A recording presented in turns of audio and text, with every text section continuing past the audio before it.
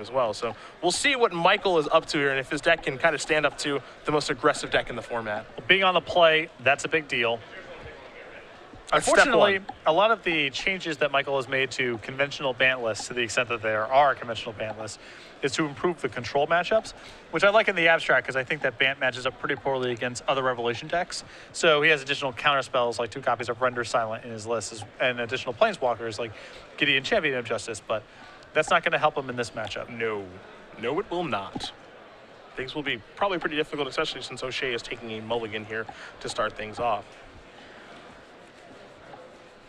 It is a bit of an interesting deck list, though, I will say that. So let's try to walk through the Fleet Feather Cockatrice. What's the upside of this? I'm supposed to ask you that. Well, here's the upside. You take your opponent by surprise. They're going to be attacking you on empty boards a good percentage of the time. Yes. It's pretty good alongside Kiora, because your opponents can compelled to attack with small creatures while you're locking down their biggest thing. Okay. It's good against Mutavault. Yes. It's a mana sink. Yes. It's actually fairly large. Answer Stormbreath Dragon, sometimes a problematic card for control decks. Threatens other planeswalkers. There is some upside to this card. It feels like it's, for 4 mana, this would have shown up in constructed decks already. For 5, it feels like a stretch, but it is here and it is 3-0. Well, you have to pay the price. Looks like O'Shea is going to keep. He's going to start with the Temple Guard and kick it back over to Sledd. Now, Sledd, of course, is going to want to put the pedal to the metal here as he draws a mountain for the turn. We'll see if he does have a 1-drop, and he does not. So you have to imagine there's going to be a Burning Tremissary plus something on turn number 2 as O'Shea starts his second turn. And if O'Shea knew that he was up against Rabble Red, I think he would gladly take a mulligan in exchange for an opponent not casting anything on the first turn of the game. Almost certainly. Firefish Striker is the draw. This is a mountain. Fleet Feather Cockatrice also good against Firefist Striker. True. Good-ish. Yeah. Good. Good might be strong. Yeah. There is Firefist Striker, Burning Tremissary coming before it. So I have to imagine that Michael knows what he's up against now in Rabble Red. Really only one deck does, that sequence in the format. Yeah. And an opening I'm very familiar and fond of as well. I know you love it. See what this is here for O'Shea. He taps 3 mana, going to play Detention Sphere and get Burning Tremissary off of the table. 2 Detention Sphere, 2 Banishing Light in O'Shea's list here. Sledd draws a copy of Ash Zealot. The Beatdown Express. Fleet Feather Cockatrice, also good-ish against Ash Zealot. True. There is the Ash Zealot. And here is an attack for 4. And it looks like it's going to be a little bit more. Let's make it 7. O'Shea going to go down to 13. Getting the damage in now while O'Shea's tapped out. You got to be worried about getting hit with the Supreme Verdict this turn, and if that's on Andrew's radar, then you just want to get in while the getting's good. There's a Temple of Mystery. Take a look at the top card. O'Shea leaves it on top very, very quickly. See if there's anything to play here. Nope, just we'll pass the turn back over to Sledd. Sledd will draw a copy of Legion Loyalist.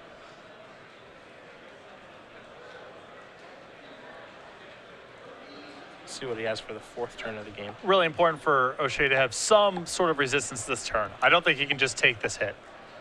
Yeah, and Azorius Charm. Something, just something. Yeah. I don't think there is anything here. It looks like it's just going to be a punch in the face for 5. Yeah, it will be. It looks like O'Shea's going to go down to 8. See if Sledd wants to commit any more threats to the table. Looks like the answer is yes. Supreme Verdict could be quite good. Now it looks like Andrew is maybe reconsidering his options. Although this is the squeeze. I've been here in Andrew's spot a lot before of, well, there's a very good chance that Supreme Verdict's in Michael's hand, but the flip side is how much is your 2-1 for 2 worth as leftovers if you get hit with a Supreme Verdict here? That's the big question, right? Yeah. Now, what Sledd doesn't know is that O'Shea only actually has 3 copies of Supreme Verdict in his main deck, and he doesn't have one. Actually, what he has is a Jace, and had Sledd known that a Jace was coming, he would much rather have that threat in play. That's the cost. And that's why I usually err on the side of just put the stuff on the table. Because if you get hit with Supreme Verdict and Michael has any sort of follow-up, you're just dead anyway, most likely. Yep. So maximize your chances of beating something like Jace, like Elspeth next turn. Just put your stuff into play. Well, Sledd will do some attacking here. We'll see if it goes towards the Planeswalker or just towards OShea. Let's see what this is going to be. This will be a lightning strike, so it looks like he's just going after Jace. I would assume as much. If he's casting the lightning strike right now, he's... That Jace can be very problematic. Sledd does play a mountain. And still, it looks like, again, he looked like he wanted to play that creature and then elected not to yet again. Maybe a little unsure of himself in this situation. It's a tough spot. I totally understand Andrew being worried about Supreme Verdict, but I sort of just feel, usually when I've made a huge effort to play around it, I've just lost to other stuff, and so I'm usually willing to say, all right, Supreme Verdict beats me, and I'm going to try to beat every other card in the deck. 2 copies of Sylvan Caryatid. Going to make things a little bit ugly. You saw Sledd draw a copy of Stoke the Flames for the turn. But this is exactly what you mentioned. Had he maybe deployed that 2/1 2 turns ago, the game is different as he's able to continually attack here, or even last turn. Or even last turn, he could have, instead of trying to finish off Jace, said, all right, well, I'll just attack you for 2 and say go. Strike you, stoke you, as he would have drawn Stoke, and maybe he wins the game that way. Everything's going to come in the red zone here for Sledd regardless. But by trying to kill Jace, by trying to leave these creatures left over in his hand, Andrew's trying to play a long game here. He's trying to give himself some staying power, but it's very challenging to play that kind of game against a banned control deck because they have so many different cards that outclass you as the game progresses. Some damage comes across. Sledd plays a mountain in his second main phase. And again, you can tell that he looks like he wants to play a spell here. Kind of wants to deploy that Firefish Striker. But it might be a little bit too late to the party now. And with Michael deploying 2 copies of Sylvan Caryatid last turn, you can be fairly confident that there's no Supreme Verdict in his hand. Yeah. So this seems like a good spot. Even if you're erring on the side of caution, this seems like a good spot to cast the leftover creatures in your hand. It's 4 mana. It's another copy of Jace. Life is getting more difficult here for Sledd. Jace is going to tick up. OShea will kick it back. Sledd not going to cast a Stoke the Flames just yet. Yeah, he's going to try to use that to finish Michael off. Will draw a card. Did not get a great look at it. Now, Andrew's in a spot where he's only attacking for 1 this turn, you know? 2 creatures are, of course, going to get blocked. Legion Loyalist won't have any power. And so now that's going to go down to 4. And, and you see he's put a huge priority on just killing Jace. Both times it's shown up. Yeah. And he's trying to play draw step for draw step right now, which is really tough to do against a deck like Bant. Yeah, especially against a deck that has Sphinx's Revelation, too. Yeah. And even Fleet Feather Cockatrice right now would be a giant beating. Yeah, and actually this Dissolve to counter the Stoke the Flames is really going to put a cramp in Andrew's plans because the Jace is going to be left over. Yeah. This is a disaster. Yeah. So Dissolve will resolve. You see, of course, the Scry. And now OShea will draw a card. He's going to take up his Jace yet again, because it's causing quite a bit of trouble, and just pass the turn back. It's a really good turn for the Fleet Feather. Oh boy. If it's there. Oh yeah. It'll be a coverage first. He's just going to block. It doesn't look like it's just there yet. Lame. You are just full of disappointment. There's another Stoke the Flames. Let's see if this one resolves. Okay, it will. But you can kind of see, though, you know, using the burn spells on the Jaces versus just going towards OShea's head, as here's a Revelation. Not sure if that's the correct use. I feel, you know, I played a lot of red beatdown decks against Revelation over the last 2 years, and even in spots where you feel like, okay, I can beat Supreme Verdict by leaving this in my hand, and even if, you know, their follow-up is this, I have it covered, and, you know, it's sometimes that's the case, but more often than not, when you feel that way, you are not as set up against all their cards as you believe that you are. You have to pick something to lose to and be efficient as possible against everything else. Andrew's tried to beat everything in this game, and I'm not sure he's going to be able to win now that Michael has had enough time to revelate. Here's a Banishing Light. That's going to come down, take care of the Ash Zealot. Caryatid's still back on defense. So Sled's going to untap. Take a draw here. And he just drew back-to-back Stoke the Flames. Not sure if it gets much better than that for the Rebel Red player. See what he can find, though. So 1 mana spell. That's just another copy of Legion Loyalist. Not all that exciting. And now Andrew's hand is forced in such a way where he just has to play everything he draws because, well, it's not even clear he's ahead on the board at this point. He needs to just play whatever. That's where a card like Azorius Charm becomes a real backbreaker. Yeah. Gonna put the Firefish Striker back on top of the deck, so that's what Sled's drawing next turn. O'Shea says, I'll block a couple of your creatures, I'll take a point of damage, go down to 10. But now Michael O'Shea is beginning to turn the corner and make this game his own. Oh, and Michael's untapping so fast. He's got to have some incredible follow-up here. Maybe the Midomai? He's got 1 in here. And he knows the draw step's Firefist Striker, so just lock it up. There's a Temple of Enlightenment. Start taking some turns. It's an Elspeth, a more conventional threat. Although Elspeth's not that great this turn because the Legion Loyalist is here. So, although I guess Firefist Striker covers the Midomai if he goes down that road. Sure. So he's in a squeeze of sorts. The Sun's Champion will tick up. 3 soldier tokens will come into play. And Sledd will draw his Firefish Striker for the turn. Again, we know that because of Azorius Charm, as does Michael. So even though this Elspeth isn't locking up Andrew's board right now, well, that's fine. Andrew's only attacking for 1 still, so it's not like Michael's in any risk of getting killed right now. There will be some blocks. Of course, Legion Loyalists make it so the tokens can't attack. But Sledd says, I'm going directly at you. I'm going to try to ignore your Elspeth because I got to get some damage dealt here. There is that Firefish Striker. Sledd holding just a mountain, and we'll pass the turn back to O'Shea, who's going to untap all those lands, all 7 of them. And we'll see what he can find on this turn of the game as he will draw a card. Elspeth will tick up. 3 more soldiers incoming.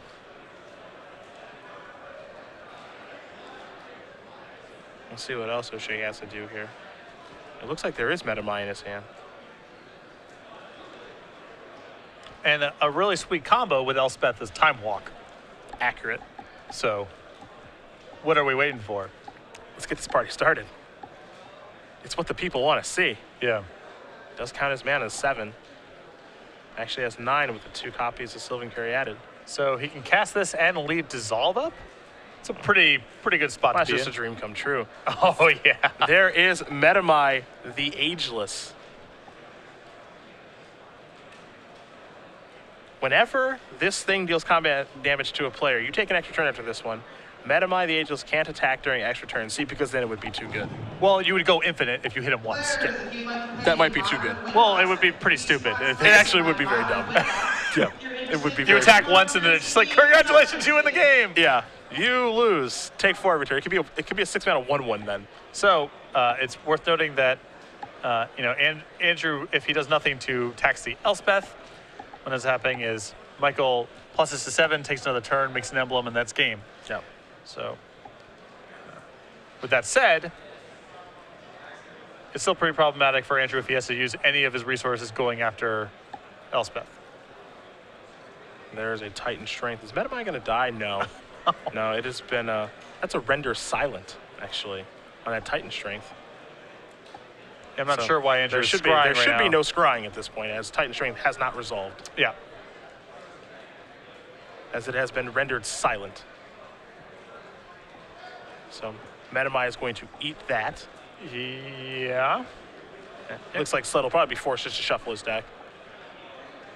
Yeah, there has not been any scrying that's occurred on Andrew's side before this, so the contents of his deck are still randomized.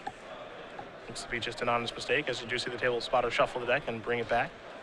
But even with Andrew keeping Michael off of the Elspeth emblem, that doesn't really matter here because this is going to be attack for 10 plus an active use of Elspeth and then an attack for 13 the following turn.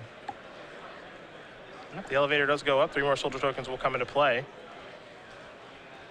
4, 5, 6. Is Midomai staying back on defense? Boo! Boo this man! It's usually Time Walk is a pretty safe attack when that's the trigger you get. Yeah. Because if something goes wrong, you just take another turn.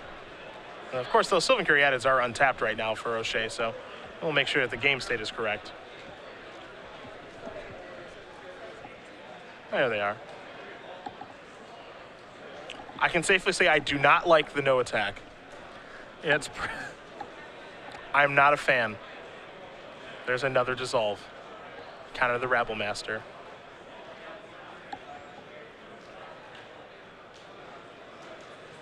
And of course, OShea will get to scry here.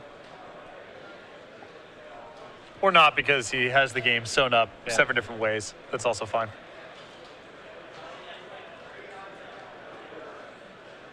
And here are some blocks. Of course, the soldier tokens can't block.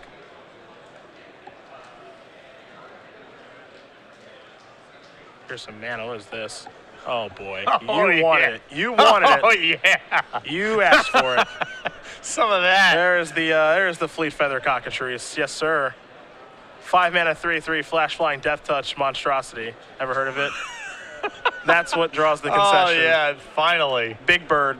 Yeah. Big Bird, take it down. I would have kept that one in the holster for game 2. No way. You got to show it off. No way I'm showing him that one. You got to show that off. There's no guarantee you'll draw it for game 2. You got to show that off. Michael OShea wins game number 1. In the chamber, you know? No. Empty it out and then drop the mic. That's what you do. That's what I would do. And that's what Michael OShea did. So we agree. As the Fleet Feather Cockatrice gets things done. Bant Walker's up a game here over Rabble Red. Both players will go to the sideboard. We'll do the same for Sledd.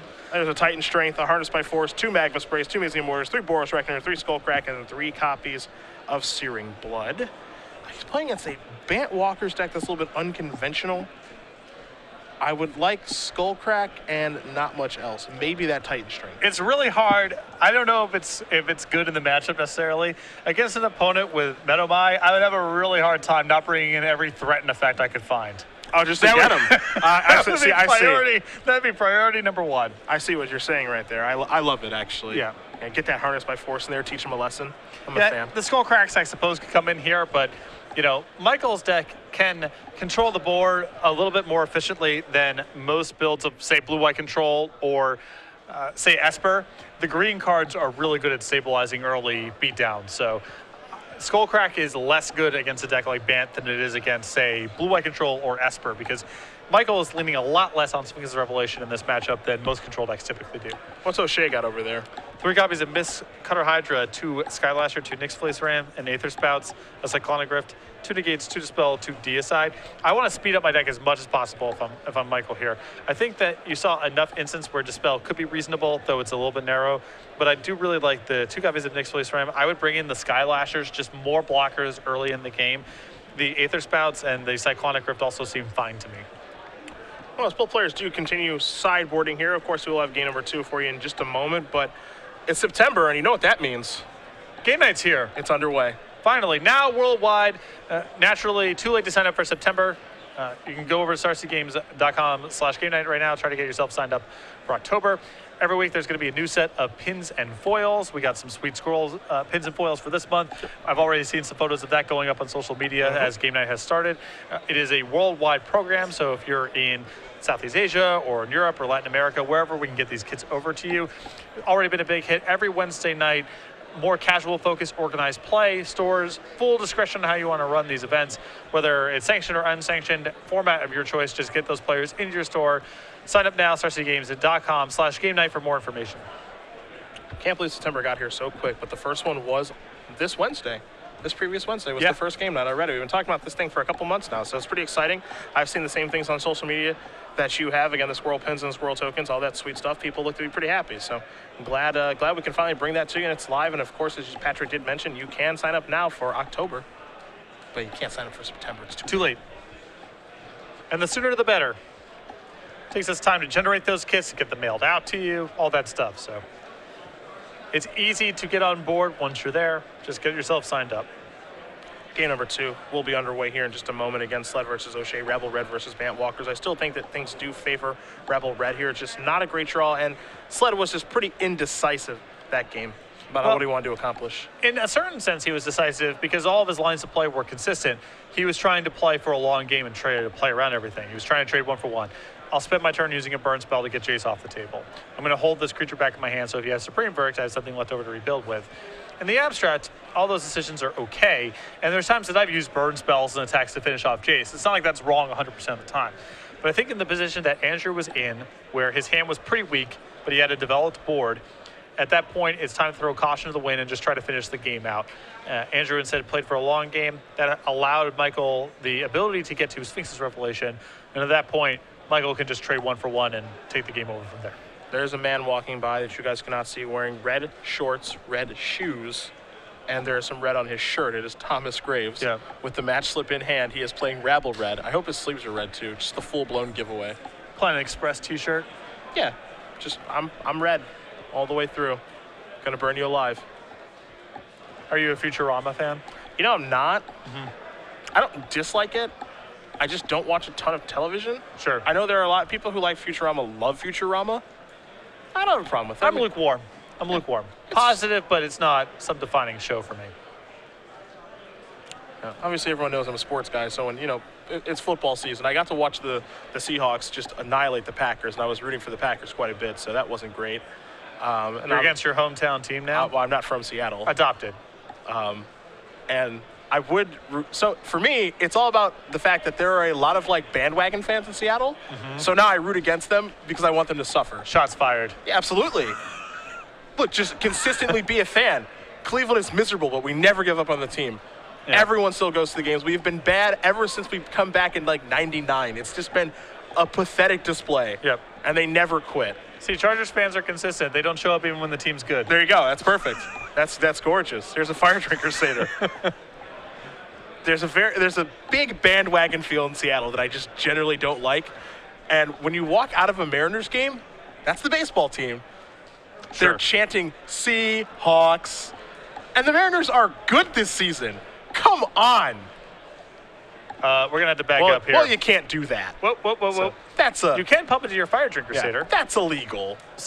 We'll see if that took place. Yeah, or Burning Tree Emissary would be unbeatable. So just an attacker for either 2 or 3. If I could be ass zealoting and searing blooding off of a Burning Tree Emissary, I wouldn't have lost a game of Type 2 in the last 2 years. You wouldn't be in the booth. Yeah. You'd be out there. Right. This is the Knicks Fleece round. That is no fun for Rabble Red to play against. Probably the best sideboard card. I think so. I do think that's the case. Although I think there's an argument for Ratchet Bomb, but no one plays it. Yeah, actually, of the no card one that people, plays it. Yeah, the cards people play, I think Knicks Fleece Ram is probably the top of the list. But Ratchet Bomb isn't great against everything, so it is very good against Rabble Red, though. I know Tom was just like, if people played Ratchet Bomb, my deck would be much worse. But no one plays it, so life is good. Here's an attack with Burning Tree Emissary and the Fire Drinker Seder. Knicks Fleece Ram will presumably block here. I think in this situation for OShea, you block and you force Sledd to have that Titan Strength or that Lightning Strike or that Rebel Belt Maka. I think there's a question of what he wants to block, because if he blocks the Fire Drinker Seder, he's potentially opening us up to a +2 trick of some sort.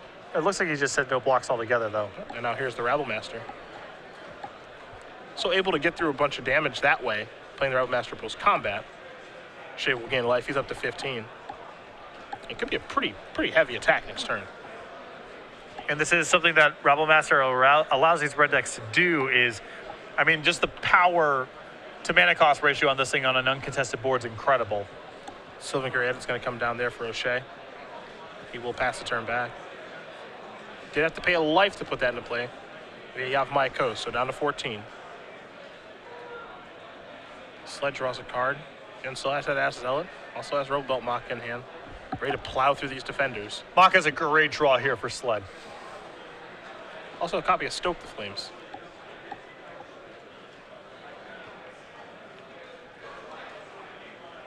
So Andrew wants to go about using these cards. First things first, going to trigger with the Rabble Master. So in comes everybody. Rabble Master is going to be a 3-power attacker on this board. Yeah, and I like the turn from here. Andrew has a lot of different paths. He can take this turn, see how Michael blocks, and go from there. Yep. So there'll be a pump there. There'll be a Maka here. And then 3 damage will come across. And if Michael is willing to put his Caryatid in front, I think that block only makes sense if Michael is planning on following this up with Supreme Verdict this turn. Well, we'll see if he has it. Again, only 3 in the main deck here for OShea. Yeah, no 4th copy on the board. He's just on the 3. Of course, Sledd doesn't know that. But there is an island. And that's a supreme verdict, so the answer is yes. Yeah. All the evidence pointed to that. That was what was going to happen.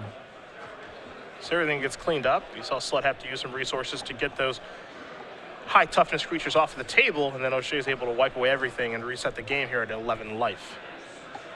Let's see what Sledd has to do on this turn of the game, however. It looks like it may be another Rabble Master. In fact, if you go back there, based on that block, I'm not sure it's correct for Andrew to use his Maka there. Yeah? The block only makes sense if Michael's following up with Supreme Verdict. If he has nothing there, you're 12 points of power in play versus Nyx Fleece Ram, you're happy to play that game. Sure, sure. Maybe he's supposed to hold the Maka back there. I don't know. A Temple of Mystery. OShea very quickly leaves that card on top. Looks like he's got a backup copy of Nyx Fleece Ram. Also looks like he has a copy of Kiora. Yep. Obviously, that plays complicated because it didn't even register to me the first time that when the attack happened. Yeah. But Michael's block is so suspicious with the Caryatid that he's just going to redeploy some threats, play a little bit of defense here. Sylvan Caryatid and a Nyx Fleece Ram. Sled's going to untap. Picks up a copy of Founder's Deep Denizen. See if he can keep pushing through damage here. OShea is beginning to stabilize things here. although he still needs to find one of his power cards. Yeah. You know, he's defending himself okay for now, though Rabble Master is going to overwhelm this level of defense pretty quickly. There's the Ash Salad from earlier. Goblin trigger. Red zone time. Trigger that Rabble Master. It's a 4-power attacker. Players in Commander Pod number 4. You can see how Rabble Master just takes over games on its own. I am so jealous. I haven't gotten to play with this card yet. Yeah, I haven't either. And in my, you know, if my Chainwalker decks this year could have been playing with this thing, would have been a different story. It's just kind of crazy. It's made Chandra's Phoenix, which was a card that was good in these decks, obsolete. Totally fine. Yeah. Totally fine card. Good in these decks, it's become obsolete. Yeah. And there are a lot of games that I've watched here in the booth where they cast a Phoenix and the opponent is visibly upset because they're like, that thing is, you know, in the air and my deck is on the ground, and if I kill it, it's just going to come back. Yep. And Rabble Master is on the ground, not difficult to kill, doesn't come back, and still completely insane. Phoenix can be better, you know, some types of decks and some types of matchups, but if you're talking about just power across the board, Rabble Master is a superior card. There is the Founder's Deep Denizen. OShea's going to gain a life here. He's up to 9, draw a card. Rabble Master is making this Nyx Fleece Ram look pretty bad, and there's not a lot of mono red cards that you can say that about. That's true. The Ram's fine, it's just not, it's not enough. Yeah, it's not the end game that it normally is. Now, here's a Kiora. And that does a nice job against one half of the Rabble Master, but there's the other part that generates the Goblin token, and again, that starts to be a problem. Also, this is a spot where Andrew can just say, all right, attack your Kiora. Yeah, get that off the board. It is such a fragile Planeswalker after all. But it is one that's going to see a lot of play, I think, after rotation. It's one on the short list, yeah. In my opinion. That is something for Sarkin to kind of chew up, though. There's a Burning Tree Emissary. Red and green mana floating here. This is a little Convoke action. This is certainly a Stoke the Flames. That's going to take care of Kiora. Founder's Deep Denizen, of course, will get a little bit bigger. Do you want to make sure you remember the trigger on that Rabble Master? There you go.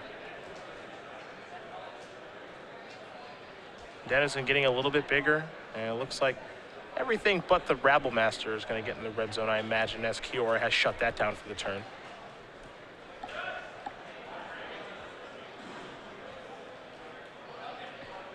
Yeah, at this stage, I'm not even sure. I guess it's good to get the Kiora off the table because you don't want Michael to untap and draw a card. Yep. But it's not clear Andrew really even needs to fight over it. Yeah, I think it's a situation, right, where, you know, you'd rather not have that on the table just in case, like, a verdict shows up. Yeah. But then again, you know, OShea did end the turn at 4 life, and a Stoke the Flames killed the Kiora, so. You can pretty safely assume, based on what's happened the last 2 turns, that Michael does not have a lot going on in his hand. Yeah. So it's probably safest to get something off the table that allows him to draw a card. Because even though Andrew's ahead right now, Supreme Verdict shows up, and all this is undone. Yep.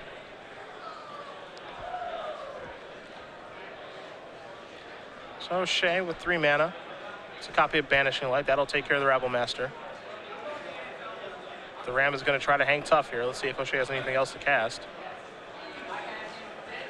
Looks like he's just going to pass the turn back over to Sledd. O'Shea at 4. I mean, this is lethal, so That's just dead on the board, so he has to have something. Sledd draws a cards copy of Legion Loyalist. Okay, sure. yeah, whatever. Get that out there. There's a dissolve. I think that's the last card, but that doesn't matter either. It also taps out, Michael. Yeah. So. So I imagine this is a case where everybody comes in the red zone. You block the biggest creature, and that is going to do it. So Andrew Sledd's going to tie things up here against Michael O'Shea. Rabble Red and Bant Walkers headed to a third game, which means we get another opportunity at a Fleet Feather Cockatrice. I think that if Michael had a little bit more Rabble Master specific cards in his sideboard, he'd be very well served here. No copies of Last Breath in his 75, for example. And the only thing that's allowing Andrew to keep up in these games is Rabble Master. Between Nate's Fleece Ram, Sylvan Caryatid, his sweepers, his late game cards, he can definitely beat most of what Andrew brings to the table. But Rabble Master has been a specific problem, and Michael's list does not have a lot of straight up answers to it. He has Attention Spheres and Banishing Lights, but those are already pretty taxed, containing other stuff, and not the most efficient. I think that's why we started to see a pretty heavy influx of a card like Last Breath. Yeah, that's exactly the card that I think he wants here. Well, these players are going to go back to the drawing board here for game number 3. O'Shea will be on the play, but while we wait, we will talk about the brand new playmat, limited edition here with Star City Games, and of course you can get this at the Star City Games Center for the pre-release. Yeah, you have to actually go to Star City Games in Roanoke, Virginia, play in the pre-release events. You want to register now. Whatever playmats are left over from this event will go up on the website, but they are limited edition. We're not going back to the printers with these. So if you're interested in this, the safest thing that you can do is go to Roanoke and play one of these release events. Hopefully, if there's any leftovers, they'll be on the website and they'll be briefly available, but I would not bet on it. Yeah, $24.99 is the cost if we do have any available. Again, we're only printing 600 of these things. So I know that people are super excited about this because it is a very awesome playmat. You can find out more information about the Star City Games pre-release at starcitygames.com/pre-release, and the artist of the playmat will actually be there to sign it as well. So really looking forward to this. I know a lot of people are excited. I won't be able to make it out to Roanoke, unfortunately. I've actually done a couple pre-releases there myself, even though I live in Seattle. Sometimes I go out there and I gunsling, but I won't be able to get one of these. So I am like many of you. I do not have access to this until it goes up on the website. I've never been either. The Players' Championship this year will be my first time going to the actual Star City itself, Roanoke, Virginia. I can tell you for sure, even though I actually don't know what like the weather is like there in the winter because I've never been there during the winter. Probably freezing would be my guess. It's probably quite cold. I was going to say Todd Anderson will grill you something up nice. He's got an apron. He's got a nice set of tongs. Yeah. A nice grill in the back. He's cooked me a steak before. Some University of Alabama beer koozies. Of course, sure. Yeah. That's how they do it. Sounds great. Sign me up. Yeah. It's too bad. I mean, I imagine it'll be too cold to grill, but the Andersons are a fantastic hosts, excuse me. I believe it. Southern hospitality, that's a real thing. It's very real. It's a real thing. Now, don't tell them. I don't want Alabama to win ever, but they never lose. So, yep. They never lose. They're so good. It's unbelievable. I will say this. I talked about how the Seahawks fans are kind of bandwagony. Alabama fans are anything but that. Yeah. My goodness. I know that. I think they were watching the game on their laptop at the Invitational last weekend when I think Todd was like out of legacy tournament in between rounds, and him and Callie were just on a side table at the Invitational just watching the game with like headphones on, high-fiving each other. They just love it. Yeah, I sat and watched the game with them for a little while, but it was clear that I couldn't hang, so. Yeah, they just absolutely love it so much. But to be fair, you love your college football team too. You and your Rutgers Scarlet Knights. Yeah, they're barely holding on against Howard right now. Howard, huh? Yeah, apparently that's a place and not a person. Yeah. But that's Rutgers' opponent this week, and hopefully we can hang on. I would actually prefer if it was just a single person who they were barely holding on against. His name is Howard. He's very talented. Yeah, he's very good at football. He's very talented. Very good. Yeah. Very, very good. You wouldn't believe this guy if you saw him in action. Almost beating Rutgers by himself. That is really something. I don't even know where Howard is. I don't know either. Probably somewhere in the Northeast. It sounds like a D3 school to me. Oh, yeah, we have a couple of these cream puffs every year. Get ourselves warmed up. Got to get the season ready. I do see. Well, game number 3. Looks like Sledd is going to take a mulligan. Looks like OShea is happy. So Andrew's list over here, 0 copies of Mutavault. Not sure if that's a budget issue or if he just wants to consistently be playing his Assaults and Burning Tree Emissaries on time. I have actually encountered people who think that 4 copies of Mutavault's a mistake and they go down to 2 copies. So once you're at that spot, it's potentially legitimate. He also has Boros Reckoners in his sideboard, another argument. All of this harms him in the matchup here pretty significantly because one of the best cards you can have against control decks is just a bunch of Mutavaults. Yeah. If Michael's able to find one of his sweepers, it's hard for Andrew to keep up because he's on, just his lands and his spells, and now he's taking a mulligan. Oddly enough, Mutavault is, I agree with you, quite good in these control matchups. It's hard for it not to be, but OShea does have a lot of cards that are actually pretty good against Mutavault. He has Sylvan Carry added, and of course, Nyxly's Ram. It's worse here than it is against any other Builder Revelation decks because of, Sylvan Caryatid and Kiora do some real damage to Mutavault, and those are elements that do not exist in other control lists. That said, I would still rather have one than not have one. Let's take a look at 6 cards here from Mr. Sledd, shall we? Again, Rabble Red is running rampant on this tournament. There are a lot of it out there. Nick Miller's already told us as he has analyzed things, and Nick actually was able to find this Bant Walker's deck last round as it was winning its 3rd match. That's why we're bringing it to you right now. This unorthodox approach here from OShea. This is getting a good taste of that pen. Is that a pen? I think so. I think that might be a... I'm not 100% if that's a pen. I think that might be a Black and Mild. Okay, sure. But whatever. Fire that baby up at the table, sure. The convention center is very clear on its anti-smoking policy, so there's not a lot to be done here. Yep. Exert your dominance. Yeah. Yeah. I think I correctly spotted it. Well, that speaks volumes about you. Yeah. Well done. I thought it was a pen. No. A Temple of Mystery. I can tell you for sure that's what that is. Leave it on top, will OShea. Yeah, I do appreciate Michael just getting comfortable there in the feature match area. Well, you might as well. He's going to stay for a little while. You're on the play, opponent's taking a mulligan. Yeah. Getting the victory cigar ready. You have, one would assume, either Fleet Feather, Cockatrice, or Madome in your opening hand. Got to feel pretty comfortable. Yeah. Nyx Fleece Settling Ram. in. Nyx Fleece Ram here to make that Cackler look terrible. As Sledd will draw a card. See at least 1 copy of Fire Drinker sit over there. Here's the Legion Loyalist. Everybody going to come into the red zone. I think somebody's got a 1-lander. I think. We'll see. Yes. Yep. And this is no shame for Andrew here. He's mulligan. He had a Cackler. There's no way I'm mulliganing that hand. No, definitely not. There's a Fire Drinker Satyr in hand, too. Yeah. There's a Hallowed Fountain. Hey, this game just got really hard. Yeah. There's a very sarcastic thumbs up from Sledd. Nyx Fleece Ram is going to put a cramp in his style. Goblin Rabble match to the draw. This is going to be another copy of Legion Loyalist, which will get 1 point of damage across. So OShea's going to go down to 19 and shortly up to 21. This is a tough row to hoe right here. Is that what that is? Yes. You think this might be difficult for Andrew? What's worse, this situation right here, or a burn deck against Spellskite? This situation is worse. Okay. Because when you're playing a burn deck against Spellskite, you can just basically concede when you get to the spot where you can't do anything anymore. This style of game here, there's like this excruciating hope that you can draw back-to-back lands and then I'm casting my stuff and run back in it. So you're compelled to play out this game even though it is getting hopeless pretty quickly. Yeah, the chase doesn't make things any easier. The creatures now have 1 less power, so Legion Loyalist is quite poor. Cackler is just a 1-power attacker against 2 creatures that have 5 toughness. It's looking mighty difficult here for Rebel Red. But these are the kind of cards that you need to actually contain this deck. Yeah.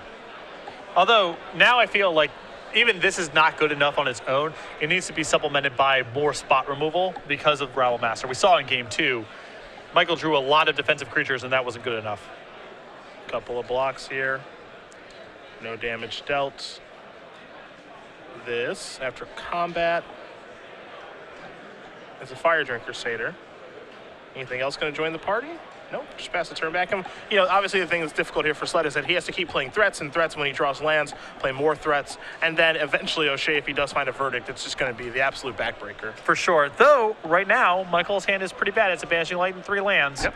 So, the game is not over yet. Well, OShea does leave it on top of the temple very, very quickly, so I imagine we'll find out what that card is in just a little bit. Doesn't want to forget to activate that Jace either. No, this is a big, I mean, plus or minus, either's fine. Just do one of them. Looks like he's going to tap 3 mana to cast a Banishing Light. Yeah, he's going to unwind, maybe not. Jace is going to go up first, and he just passed the turn back. So I agree with him. No need to cast Banishing Light on this board. Nothing really all that threatening to kill. Yeah, I want to save it for a Rabble Master if it shows up. But right now, he's got the board mostly contained. I mean, he is taking a little bit of damage each turn, but whatever. It's definitely a sustainable amount of damage he's taking. No need to rush. Yep, not at all. Sledd did draw a Rebel Maka for the turn, but that Jace, again, is making things very difficult as the creatures, when they do attack, as long as OShea does remember the Jace trigger, they will have 0 and 1 power. He had 3 to that. That does not get through 5.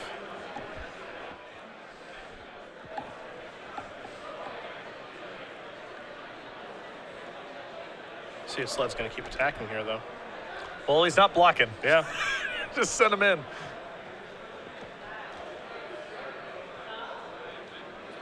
Yeah, here they come.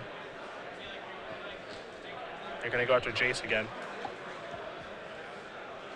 See if OShea does remember the Jace trigger here. Again, mighty important that he does so. Because if he does not, then the Maka actually becomes a real card again. Yeah. There's 2, 3, 4. Okay, so it's to stoke the flames. Well, that'll get 1 ram off the table. Just, you know, again, when I refer to this excruciating glimmer of hope, it's back. He didn't have a counter spell. He doesn't have anything going on. I got a ram off the table. Here's a Temple of Plenty. Now he might actually start attacking for damage next turn. Jace is going to tick up again, keeping with the scry on top. Didn't get a great look at what OShea kept on the last one. But he kept it very quickly last turn and this turn as we go back to Sledd.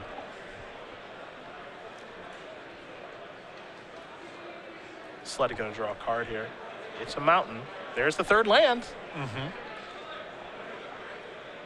You can sort of start, you can feel it a little bit if you're in Andrew's seat. There's a world where you can see it come back. You can imagine winning this game. Yeah. It's possible. It does exist. So keep in mind, Legion Loyalists, those are goblins.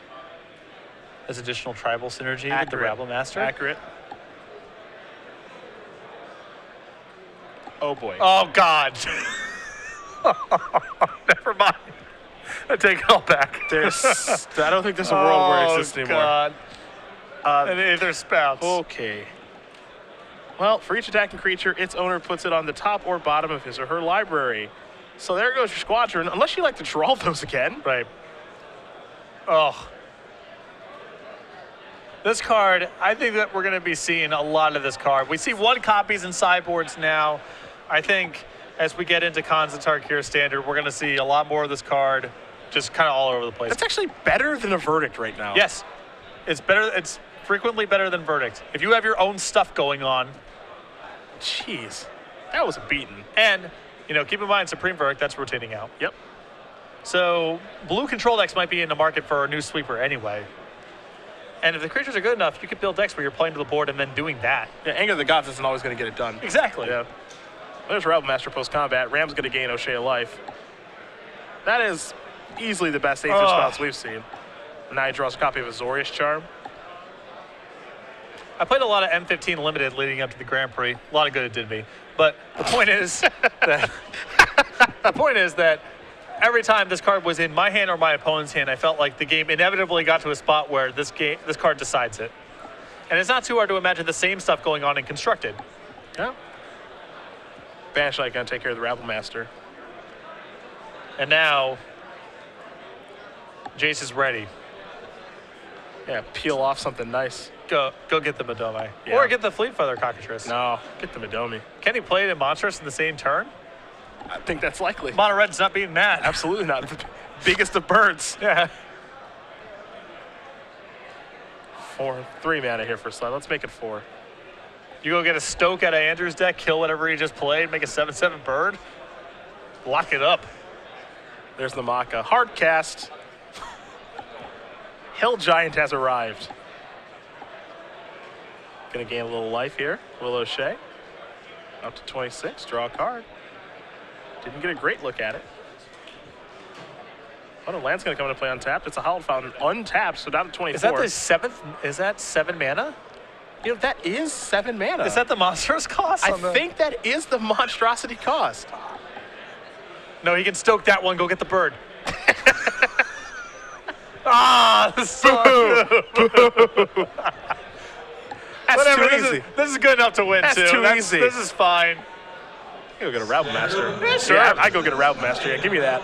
What really caps all of this off is the black and mild in his mouth. Yeah. That's what makes all of this so awesome, I think. I don't know. Not sure. Can't confirm it's a black and mild. Could be something off brand. Sure, sure.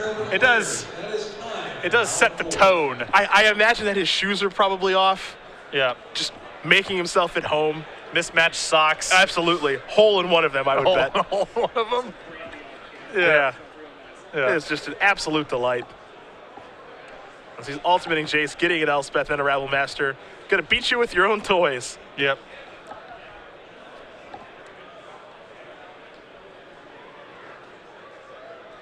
We'll see if he, I imagine that a Goblin token will probably come into play here and just bite the dust to the Maka. But, you know, by and large here for OShea, life is pretty good. Pretty good. Yeah, Goblin token. Oh, here I am. Yeah, just throw me away. That's it. Oh, Zoria's Charm. I take it all back. That's a great play. That is a great play. I take it all back. Yep. You can recast that one. You can have that Maka again.